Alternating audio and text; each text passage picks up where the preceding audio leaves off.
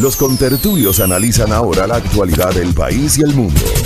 En A Primera Hora, la tertulia del día. Un ejercicio de plena libertad de expresión con responsabilidad.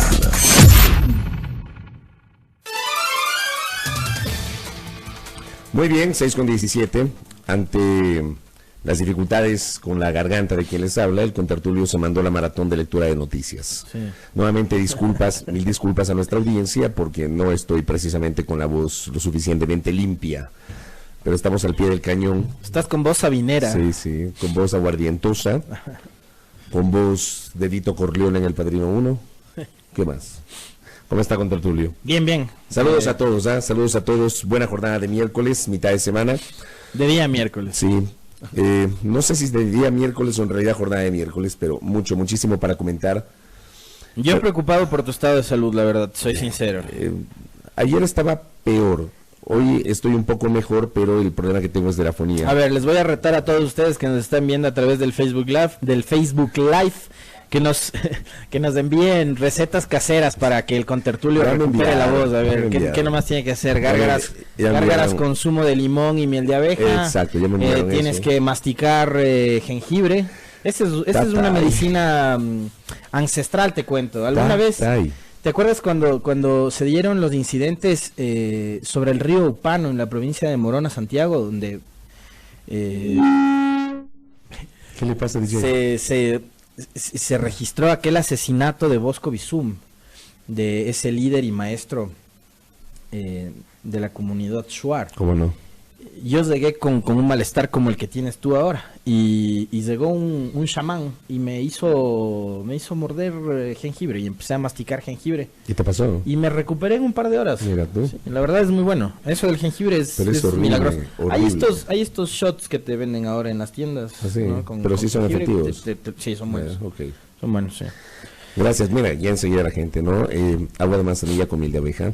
Gracias. Miel a cucharadas grandes. Les cuento que antes de salir de la casa me tomé 2 cucharadas de miel con limón. Jengibre rallado con limón y miel. Me encanta, tequila con limón. Eso está bueno, ¿eh? Tequila caliente con jengibre y limón, nos dice la ingeniera Silvana Pastor, sí, a quien le mandamos un saludo. Qué gusto. Ayer me dijeron que por qué no te traje un trago de pájaro azul, que también es bueno. También ayuda. Sí. Pero tú lo tienes. El trago creo que ayuda para un montón de cosas. Hasta para aprender el auto creo que ayuda el trago. Para perder la memoria también es bueno, ¿no? Sí, pues, más que la sardina. Quienes no perdieron la memoria son los involucrados en el caso Sobornos. Oye, yo te voy a decir una cosa.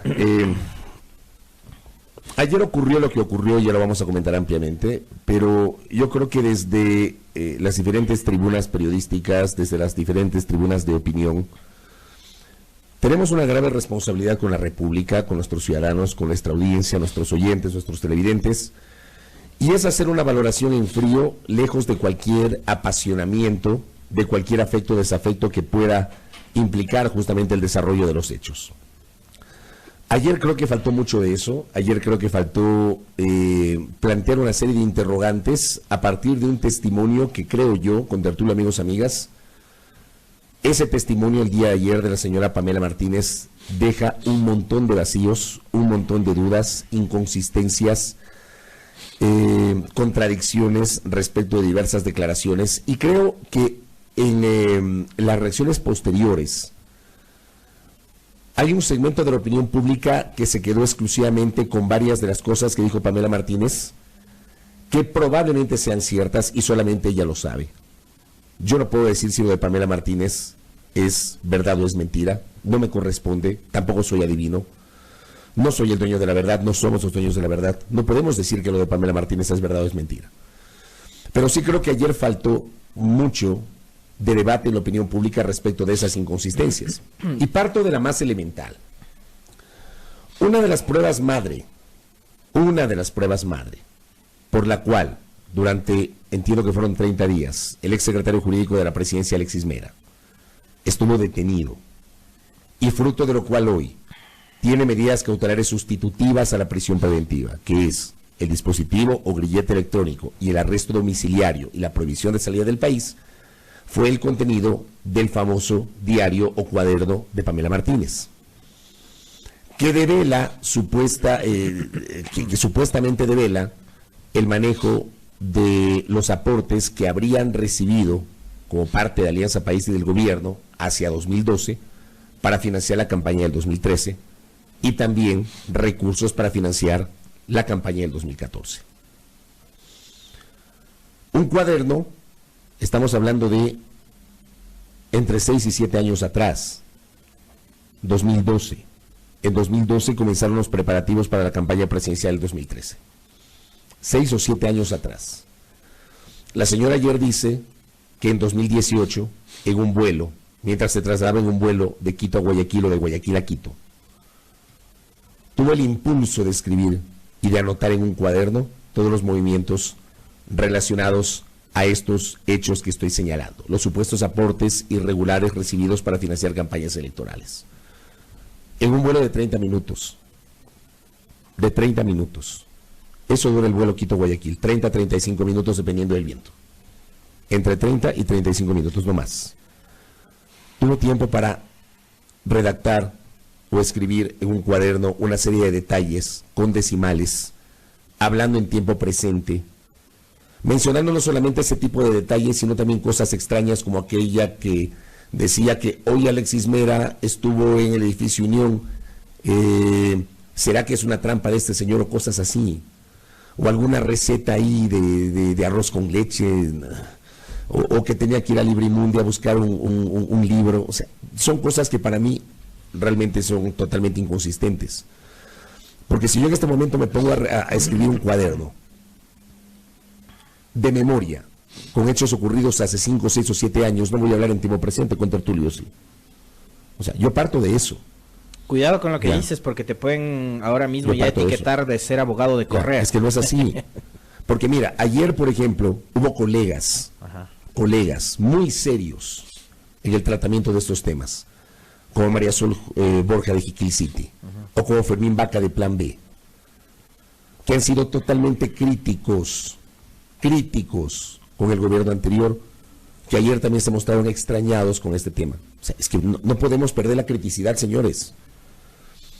O sea, esto va más allá de afectos o desafectos, de pasiones o no. O sea, tenemos que plantearnos una serie de interrogantes. Si es verdad que Correa le hizo una llamada a Pamela Martínez, preguntándole si destruyó la información, me imagino yo que debe haber un registro de esa llamada, ¿o no? Y para eso deben haber formas dentro de los peritajes, de la parte de criminalística, para poder certificar aquello. Pero si se han publicado los chats entre Alexis Mera y Correa, o sea, debe haber el registro de la llamada. No podemos quedarnos solamente con la declaración de la señora Pamela Martínez. Que la declaración sigue sin ser prueba de absolutamente nada, ¿no? O sea, yo sí me quedo con eso y me quedo con algunos eventos adicionales que ocurrieron el día de ayer a propósito de esta revelación de la señora Pamela Martínez, ¿no? Días atrás, recordarás tú que el ex asambleísta Cristian Viteri, que se desapegó, se desalineó de la corriente liderada por Correa en su momento, siendo todavía legislador, él se abrió del bloque de País, empezó también a denunciar una serie de hechos de corrupción relacionados con la publicación aquella de los Panama Papers o papeles de Panamá, y el caso de Mossack Fonseca, de aquel estudio jurídico panameño que entregó información o filtró información sobre personajes y empresas ficticias, ¿no? que tenían sus inversiones en offshore y en paraísos fiscales. Cristian Viteri días atrás denunció en una entrevista radial en Guayaquil de que el diario de Pamela Martínez en realidad había sido redactado a finales del 2018 y mediados de este año. Él decía que en la cárcel. Pamela sigue manifestando, o manifestó ayer, que ha sido durante un vuelo Quito-Guayaquil, que dura, como tú bien dices, 35 minutos. A propósito de esa denuncia, Viteri pidió que se haga un peritaje grafológico del famoso cuaderno de la señora Martínez. ¿Por qué? Porque del diario de este supuesto diario, había sido arrancado el código de barras, en donde podía determinarse, por ejemplo, el año de fabricación del cuaderno. Que está en la parte posterior. Exactamente. Entonces, ahí, digamos, ya se desmontaba de alguna manera esta tesis y la veracidad de los hechos que están ahí redactados. Lo que a mí me causa, digo, muchísima impresión es porque yo una de las cosas que, por ejemplo, más aprecio y más valoro del contertulio es su privilegiada memoria. Pero yo te apuesto a que tú no podrías redactar con precisión valores de transferencias bancarias que hiciste hace 5 años. Imposible. Bueno, en el diario de la señora Martínez están las supuestas entregas a la entonces candidata Viviana Bonilla con centavos en ese diario. Entonces, ¿cómo es que te acuerdas tus cifras que además no son pues de 100, de 20, de 30, de 20 dólares, sino que son cifras muy altas, elevadas, de miles de dólares, con precisión en centavos?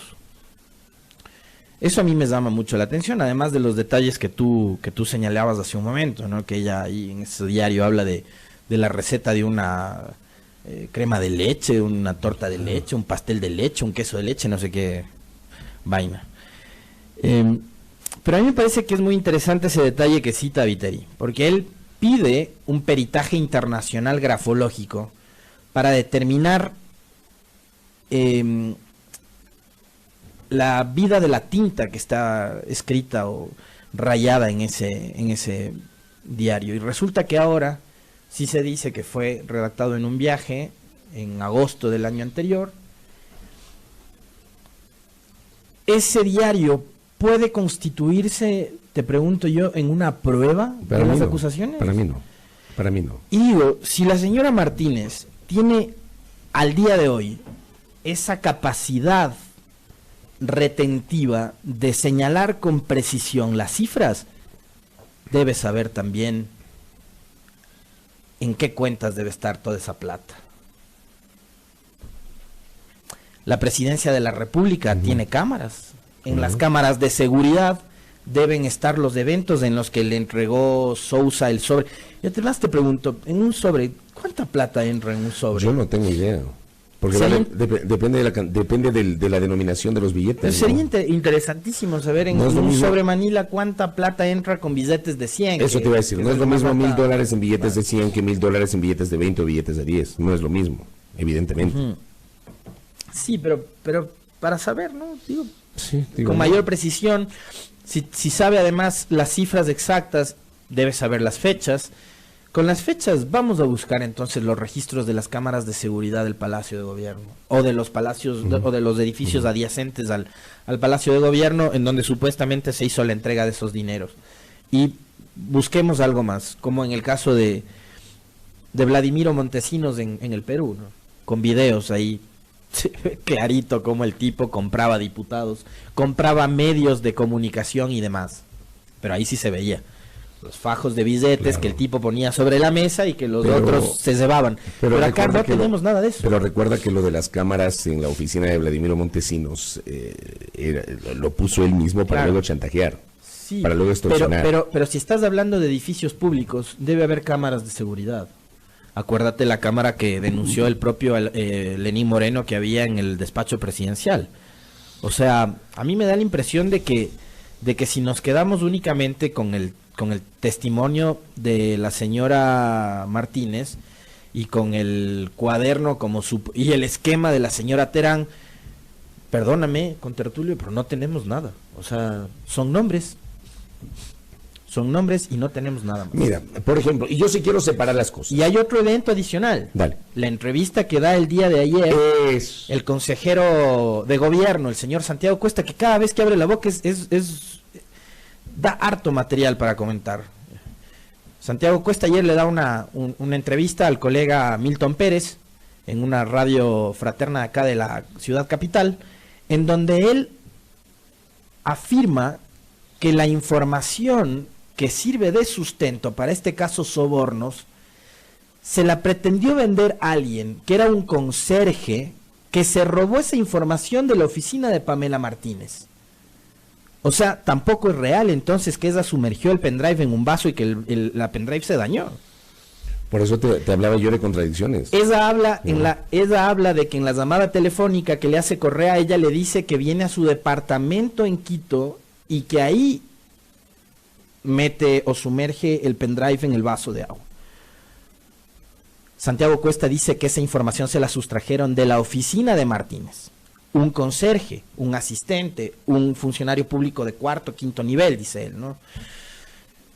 Y que después este sujeto pretendió venderle esa información a Cuesta por $50,000 y que quien compre esa información es Fernando Villavicencio. Yo te pregunto, si Cuesta no tenía el dinero para comprar esa información, ¿por qué no lo denunció? Para empezar. Si estaban traficando con información relacionada con el tema de sobornos, ¿por qué no denunció eso? Y el sujeto que pretendió vender esa información debió haber sido detenido, ¿verdad? Pero desde porque estaba luego. incurriendo en un delito. Ayer le dijo a Milton, el consejero Cuesta, que no estaba detenido, se reservó el nombre de la persona, dijo que era un conserje, no que era un hacker, que era un conserje, y dice que supuestamente el conserje vio la computadora abierta de Pamela Martínez, y en la computadora estaba ahí el archivo, metió un pendrive, una flash memory, ¿ya? Metió ahí, grabó la información y se fue, un conserje. Luego quiso matizarle, un conserje, un asistente, un no sé qué, un no sé cuánto, bueno, un conserje. Supuestamente robó esa información y esa información se lo quiso vender a cambio de $50,000. Y que esa es la información que supuestamente sirve de base o sirvió de base para el reportaje generado por el portal La Fuente de Fernando Villavicencio y de Cristian Zurita, el colega periodista Cristian Zurita. Ayer Cristian respondió y dice, los periodistas no compramos información. Y es llamativo como miente el señor Cuesta, decía Cristian Zurita ayer, a propósito de este tema. Pero ahí tienen ustedes otro escenario que a mí al menos me resulta totalmente inconsistente. Y yo sí quiero, contertulio, yo sí creo que es preciso, es menester separar las cosas, porque yo insisto, yo se me quedo con un montón de dudas sobre lo que dijo ayer la señora Martínez, un montón de dudas, como las mismas dudas que me generó el testimonio anticipado de Laura Terán del domingo. Y una cosa adicional, oye, el tema del santo. Con ponerte mal, con bajonearte, con deprimirte, con llorar, no puedes someter a presión a un tribunal o a una jueza o a los fiscales. No sé si me explico hacia dónde quiero ir. O sea, porque eso ha sido además, digamos, uno de los detalles más importantes en las notas de prensa, tanto de televisión como de prensa escrita. Que la señora lloró y ofreció disculpas. Perdóname, este tema es tan grave que tienes que ir y afrontar o enfrentar las cosas con la mayor solvencia y sobriedad posible, ¿no? El que haya llorado no creo que es un elemento accesorio además, o sea, perdóname, o sea, para mí el tema, o sea... Voy a lo de fondo yo. Sí, exactamente, pero hay una intención detrás de las lágrimas, ¿no? Hay una intención detrás de las lágrimas. Pues claro. O sea, cuidado y los tribunales o los jueces se doblegan con las lágrimas de esta gente. Ya. Entonces, yo insisto, no soy abogado, no soy juez, no soy fiscal, a mí no me corresponde sentenciar en estos micrófonos ni en estas cámaras, no me corresponde hacerlo. Sí generamos una opinión desde nuestro particular punto de vista sobre los episodios de ayer, y yo sí me quedo con un montón de inconsistencias, un montón de dudas que yo creo que la opinión pública tiene que plantearse. La opinión pública debe demandar respuestas concretas y no generalidades, y no quedarte solamente con lo que dijo una persona que lamentablemente no ha podido probar lo que dijo. Porque si es la persona que acusa, debe probar lo que dijo. Y digo, separo esto, contertulio, porque hay otra parte de este caso que no puedes dejar pasar por alto, y en donde evidentemente sí podrías encontrar elementos que eventualmente puedan probar una estructura irregular, por decirlo menos, para captar recursos para financiar campañas electorales, y es el denominado cruce de facturas con el sector privado. Ese caso, esta parte, sí me parece muchísimo más potente. Si es que se encuentran las facturas, la entrega del dinero, si es que ha habido depósitos, transferencias, giros, todo lo que ustedes se puedan imaginar. Si, por ejemplo, al empresario representante legal de la empresa Pepito quiso trabajar con el gobierno y le dijeron, bueno, nosotros ganamos la reelección, te vamos a asegurar un contrato allí, pero necesitamos que tú financies o contribuyas para el festejo de tal cosa de Alianza País, y hubo este intercambio, ahí hay doble ilícito. Tanto del que propuso sector público, cuanto del que aceptó sector privado. Y eso no podemos perder. A mí esto me parece muchísimo más potente. Esto. Pero insisto, con base en pruebas. Con base en pruebas. Señores, acostumbrémonos a exigir pruebas. Creo que por ahí debería ir, de hecho, la investigación. Ya, por ahí. Ese es el delito. Ese es el verdadero delito que deberían investigar y que se debería probar. Ahora, otra cosa que a mí me llama la atención, y mira tú que esto que voy a leer lo publica el abogado de uno de los involucrados en el supuesto secuestro de Fernando Baldo, Diego Chimbo. Y esto tiene que ver tanto con la audiencia de ayer, en donde dio su versión Pamela Martínez, como también en la de antes de ayer, la del domingo, donde da su versión Laura Terán. El abogado Chimbo, en su cuenta de Twitter, cita la nota de diario El Universo, que habla del caso Sobornos. Ex asesora Pamela Martínez en su testimonio reveló que Rafael Correa les llamó a preguntar si destruyó la información. Y Chimbo, citando este tuit, señala: prueba sin contradicción no es prueba. Una prueba que no haya sido sometida a contradicción no puede ser usada como prueba de cargo en contra de otra. Así que el testimonio de Pamela Martínez no sirve como prueba en contra de nadie porque no fue sometida a contradicción. ¿Qué significa? Que la señora Martínez ayer no respondió preguntas ni de los abogados ni de la fiscalía, que creo que no se las planteó. Entonces, ¿en qué quedamos con Tertulio? O sea, tanto la señora Terán como la señora Martínez no respondieron preguntas de los abogados. O sea, el testimonio de las dos personas es palabra sagrada. Nos quedamos únicamente con eso. Y alguien nos decía hace un momento: resuelvan esto sometiéndoles al polígrafo. No, esto se resuelve con las pruebas. Con las pruebas. Claro, porque el polígrafo tampoco es prueba de nada, porque el polígrafo puede fallar. Acá lo que tiene que llegarse es al fondo del asunto. ¿Dónde están los dineros de los sobornos? ¿Dónde están los dineros de los aportes a Alianza País? Ese me parece a mí que es el objetivo primordial al que debería acceder esta investigación. ¿Dónde están esos recursos? Pero acá seguimos enfocándonos en las personas, por un lado, porque es obvio que este también se trata de un caso eminentemente político, y no estamos persiguiendo al delito, que es finalmente el de la utilización de estos dineros de empresas privadas para la campaña electoral de Alianza País. Claro que sí.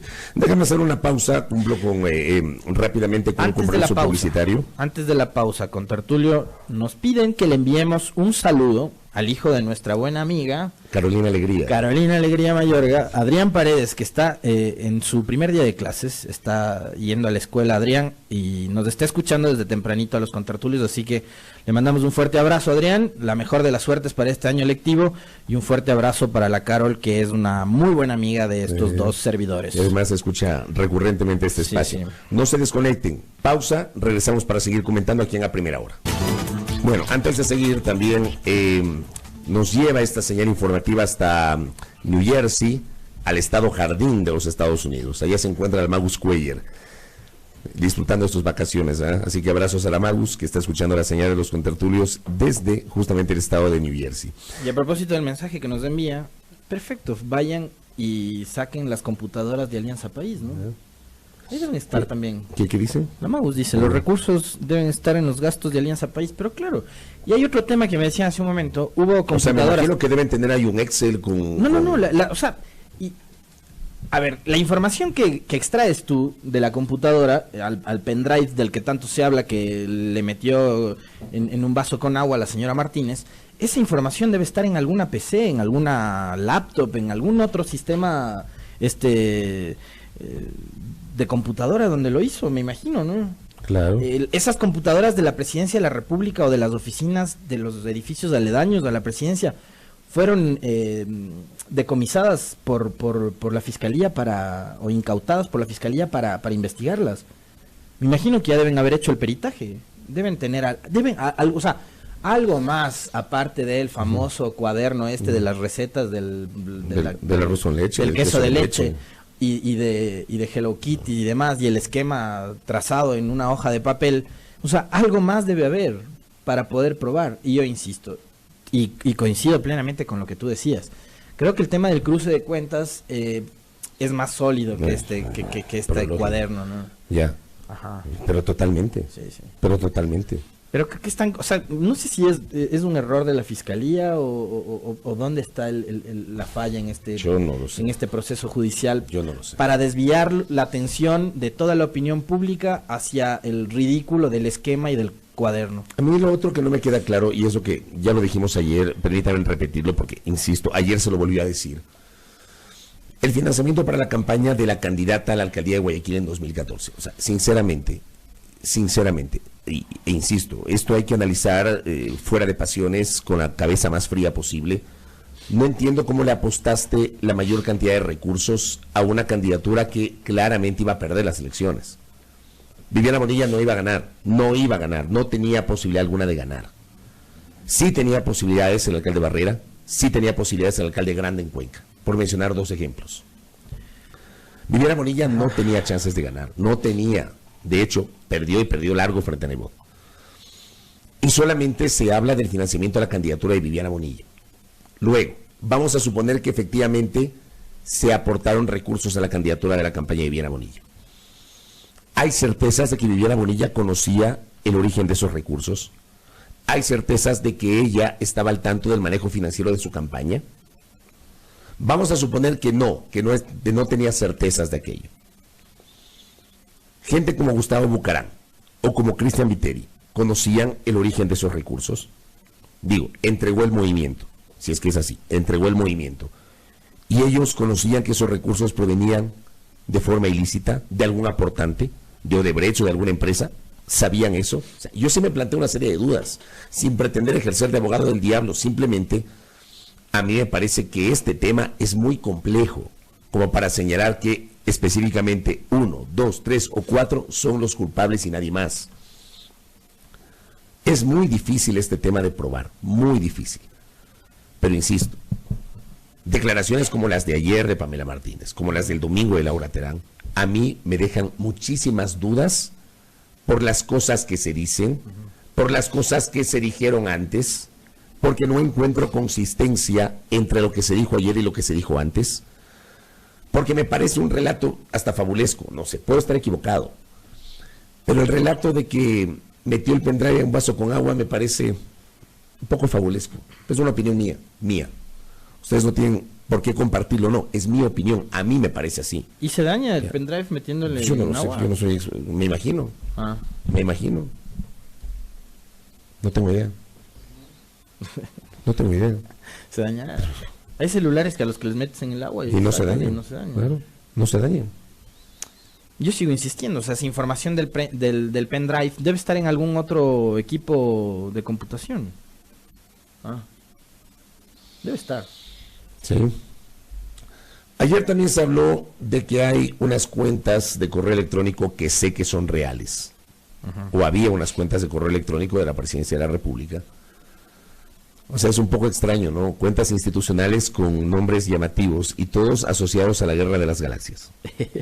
Obi-Wan Kenobi 1, mace.window, @presidencia.gov.es, Owen Lars, que viene a ser el tío de Luke Skywalker. el tío Owen y la tía Beru, ¿ah? Los tíos de Luke Skywalker. Owen.lars @presidencia.gov.es. Sé que esos correos electrónicos sí existían en la Presidencia de la República, y lo que se está investigando es si a través de esos correos electrónicos se canalizó información asociada al caso de Odebrecht y a los supuestos aportes irregulares de Odebrecht para financiar las campañas de Alianza País. Yo, sinceramente, con todo lo que ha ocurrido en las últimas horas, tengo muchas dudas respecto de la naturaleza de este proceso, de esta investigación. Yo vuelvo a insistir en que este es un caso demasiado grave como para tomarlo a la ligera.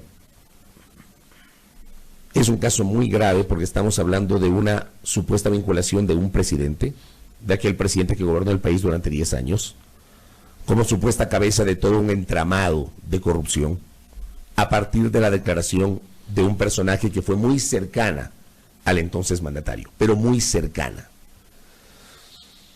que además, digo, Pamela Martínez es de esos personajes que, voy a poner un ejemplo burdo con Tertulio, abres la funda de Doritos y te ganas la lotería. Porque antes del proceso político de Alianza País, seguramente nadie conocía quién era Pamela Martínez. Pamela Martínez aparece como asesora del presidente de la República, lidera la comisión calificadora para integrar la primera Corte Constitucional definitiva, luego del periodo de transición asociado a la vigencia de la nueva Constitución, y luego termina participando 3 años después en el proceso de selección de la nueva Corte, sacando un puntaje perfecto de 100 sobre 100. Y se convierte en vicepresidenta de la Corte Constitucional. Increíble, ¿no? Este personaje, ayer le dice al país que tuvo el impulso de escribir en un vuelo de 30 minutos en un cuaderno todos los detalles de los aportes generados por o recibidos por Alianza País de forma irregular desde el 2012 hacia adelante. ¿En manos de quién estuvo la Corte Constitucional, no? Impresionante. Esa Corte que además tú hoy te encuentras con una serie de hechos que te invitan a reflexionar sobre lo impresentable que era esa Corte. Totalmente. Totalmente impresentable. Creo que esa es una arista muy pertinente que traes a colación.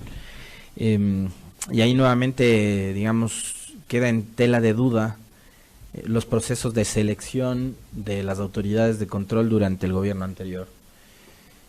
Tener a una persona como Pamela Martínez, que era aparentemente una de las recaudadoras de la campaña de Alianza País, involucrada en este caso sobornos, que además tiene a un personaje que me parece que termina también siendo bastante opaco, que es su esposo alrededor, con quien tenía un movimiento político, que el otro día nos comentaron a nosotros que era uno de los movimientos políticos que estuvo conversando con el correísmo para auspiciar las candidaturas en 2014. Justicia social. Y que este personaje les había pedido una X cantidad de dinero para entregarles el manejo del partido. O sea, estamos hablando de gente que hace negocio de absolutamente todo.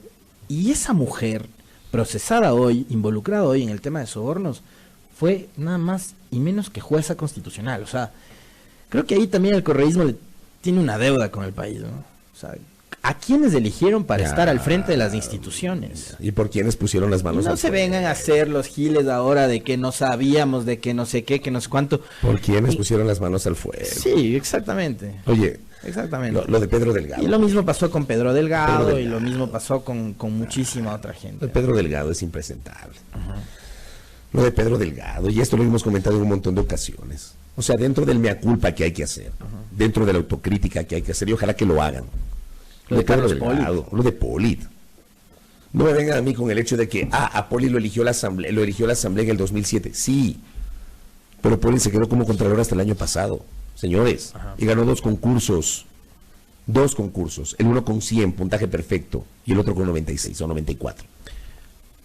Ya, como que no había gente, digamos, con mayor nivel para ejercer el cargo de Contralor General del Estado, del Juez de Cuentas de la República.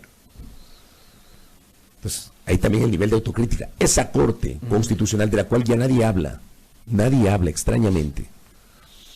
Resulta que cuando fue cesada, desde mi punto de vista, y en eso hemos compartido, de forma inconstitucional por el Consejo de Participación Ciudadana y Control Social, de transición. Yo creo que no tenía atribuciones ese Consejo para cesar, pero esa Corte Constitucional fue cesada en un momento en el cual había serias dudas respecto de la transparencia de sus miembros. E incluso algunas publicaciones daban cuenta de inconsistencias entre las declaraciones juramentadas de varios de los jueces con los bienes que efectivamente tenían. O como gente que hace 10 años tenía un carro y de pronto aparece con 4 carros y 2 casas. Con casa en Quito y en Guayaquil, en los lugares más exclusivos posibles. Había una jueza, si mal no recuerdo, que tenía como 6 casas. ¡Wow! Y de eso ya no se habla. Yo no sé en qué quedó esa investigación, porque nos enfocamos solamente en una cosa. Y de esa investigación nadie habla. Aquí me escribieron un mensaje. Nadie habla.